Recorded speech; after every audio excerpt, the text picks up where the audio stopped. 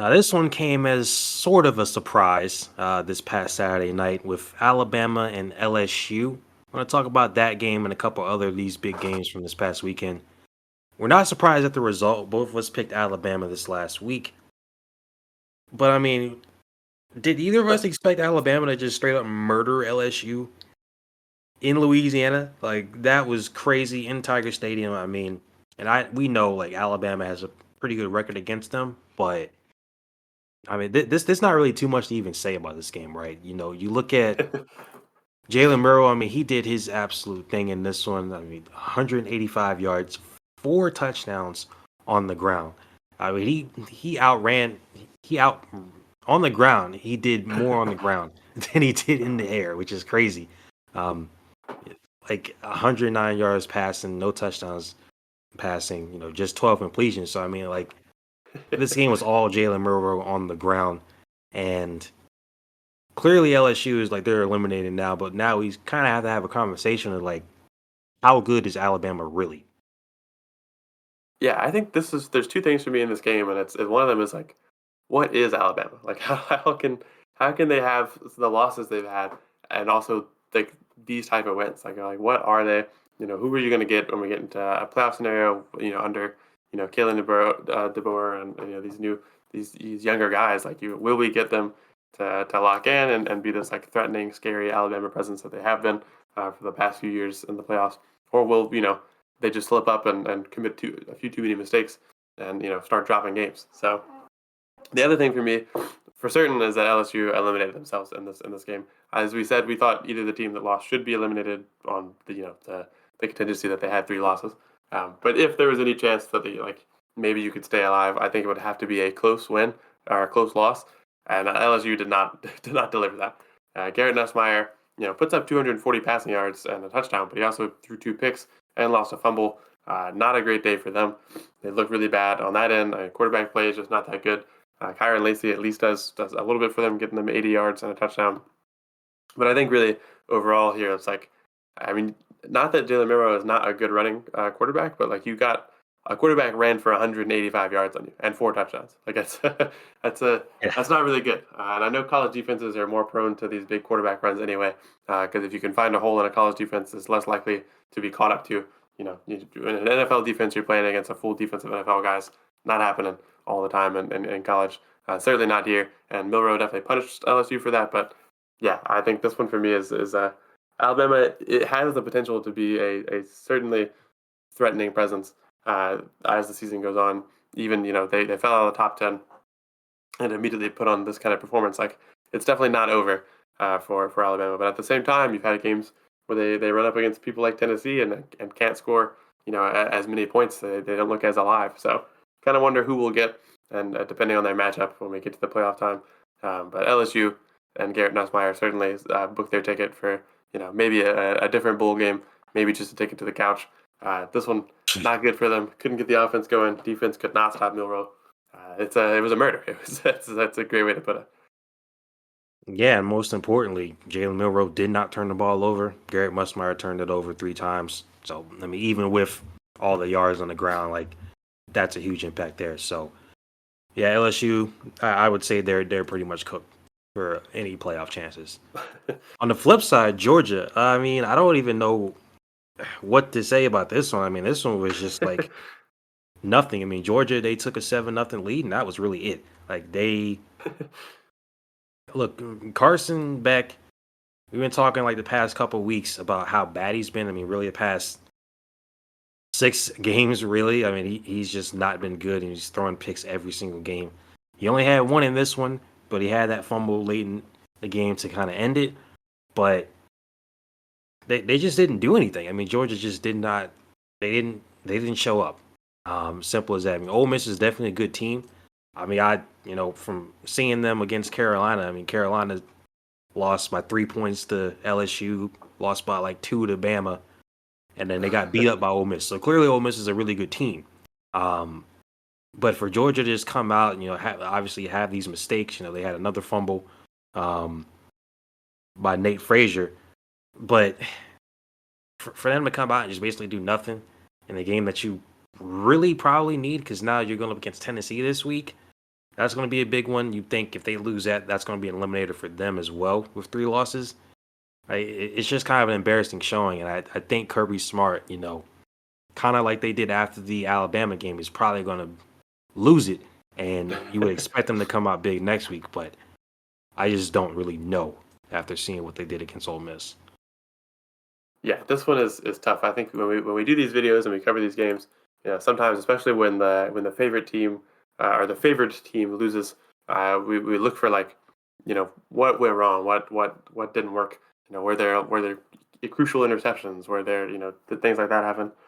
And this one, no. I mean, Beck has a pick. He fumbles. Nate Frazier fumbles. There's turnovers that definitely go against Georgia and do not help them in any means. But Ole Miss just like cut them up on defense. The Georgia defense did not stay as firm. Jackson Dart, 250 yards total, essentially 199 in the air, 50 on the ground. He threw a pick, but he also he had a touchdown. Some fumble recoveries for them, and then obviously Georgia stops Ole Miss from scoring a bunch of touchdowns, but they also they do allow the touchdown from Jackson Dart, and they do have Caden Davis, and they have 5 field goals. They're still getting in range to do enough damage to put you out of your misery in this game. So it's a little crazy to think about Georgia not being able to do this, and especially when I think about Week 1. My Clemson Tigers schedule themselves to play against Georgia Week 1, and in the second half we get torn to pieces by Carson Beck, and then like a few weeks later, Carson Beck just like loses the ability to play football. So it's a little a little unfortunate when I look at it from that perspective. Not great things going on the Clemson side either. We're not covering them today, but as a Clemson fan, I can say that the past few weeks have not been enjoyable. But Georgia here, I'm sure is I think Kirby Smart will definitely rile them up. We should get a better game, at least competitively from the Tennessee game. I'm not sure that I would take Georgia in that one. I'd need a little bit to think on it before we make our picks. But I do think they'll be a little more fired up. But this is a big loss. This puts them. Ole Miss does not jump them yet in the SEC standings because they played one less game, but they're 4-2 in the SEC.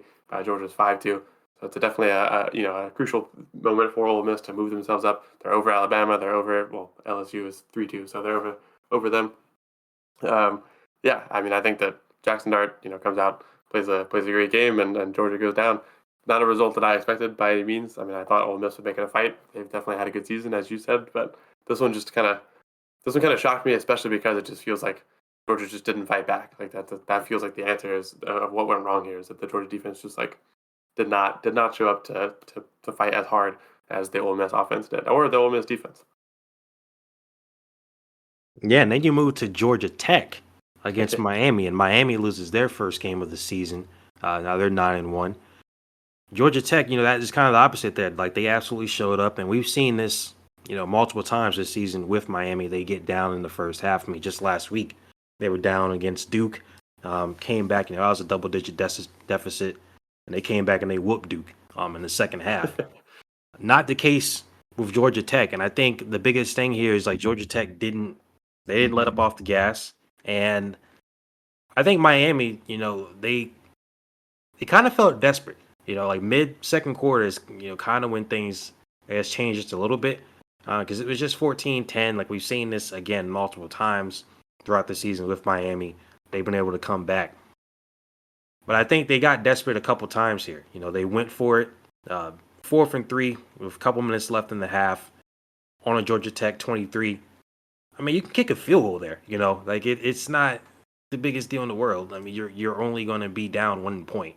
And if you trust your defense to not let Georgia Tech, with about 2 minutes left, go down the field and score, which they didn't, like they should have just kicked it. But incomplete pass to get nothing there. I mean, they even had enough time for them to get the ball back and end up punting themselves. So like I didn't like that call there. And then that first drive coming out of the half, I think they felt the pressure again. It's 4th and 1 now. It's on a 39, so it's a little bit of a different scenario. You're not going to kick a field goal right there. You're kind of in that dead man zone, between a punt and a field goal. But this time, Georgia Tech gets a touchdown off of it. So, with such great field position, that one kind of screwed them there, whereas the first one didn't. But I think that's kind of what, Georgia Tech, they didn't waver in this one. Even when Miami got close to them 28-23 on that second to last drive, like they didn't waver. even when they had the punt. They gave Miami the ball with 2 minutes left, and at the 19. So like obviously you have to go far, but I mean it's college, so it's more of an advantage with the stoppages after each first down. And with an offense that had just scored a touchdown, like I respect Georgia Tech for being able to hold there, get that sack fumble, recover it, and end the game. And I think, despite what a lot of people might say, like Miami isn't that good, blah yada yada, like I knew they're gonna lose their first game before they got to the conference championship. I think they needed this loss to say, hey, we got to tighten up. We can't just be coasting these games and expect to win. So I think they'll come back better in these next couple of weeks as they finish the season. But Georgia Tech absolutely deserved that win. Yeah, I mean Georgia Tech came out fighting. I mean they score immediately. They get scored on, and then eventually it goes from 7-0 to they're down 10-7, but they come right back, make it 14-10, and that's where we sit at for a little while. Um, I agree with you. I don't think that it's smart for Miami to have gone for it on the first time when it was fourth down. You're at the 23. Just take the field goal. It's 13-14. There's plenty of time left in the first half. I mean, it's going to be halftime soon. It's not like that much time, but like you just get closer. And then if you get that field goal and you get down later, where you turn it over on downs because you're in that weird zone, then it's 13-14 and it's not like as crazy of a situation. Instead, they stall out both times. I think they're really leaning into their identity of like, oh, don't worry, guys. Like we got this in the fourth quarter. That's how it's been going. Um, and it starts to maybe look like they get there, right? Like Georgia Tech puts them in a hole for a second for sure. They make it 28-16. Does not look good. And then Miami can't get anything going. They get up to 23-28. It looks like it's going to be a fight. Georgia Tech punts it. There's 2 minutes left. It looks like a prime scenario for Cam Ward and all of the fourth quarter magic to happen. Instead, in just 16 seconds, 2 plays later, they'll get a strip sack fumble on them, and it's over. They wrap it up there. And it's just it's crazy. I mean, they just came out. They had a great day on the ground. Jamal Haynes, especially, 83 yards and a touchdown for him. They had two guys, throwing the ball. Haynes King went 6 for 6 for passing, 32 yards and a touchdown, and also led the team in rushing for 93 yards and another touchdown. Aaron Philo went 5 for 10 on passing with 67 yards and a touchdown. Interesting offensive formula for Georgia Tech in this game.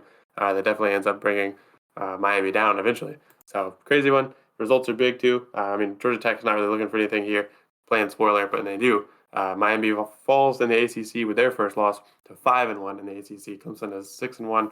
SMU is 5-0. So that puts SMU, Clemson, Miami in that order. Not the ideal result for Miami, especially as the top three teams there, Clemson, SMU, and Miami, are wrong order. But those three teams do not play each other as the season goes on here towards the end. So kind of just see where the cards fall now. Miami, I think, did need to lose a game here to kind of see like, all right, we can't win a national championship if we just lean on, we got this in the fourth quarter. We gotta buff up our defense here. But I definitely think that this is maybe the worst time for it to happen, especially to an ACC opponent for them. It's gonna be a little tough going down the stretch.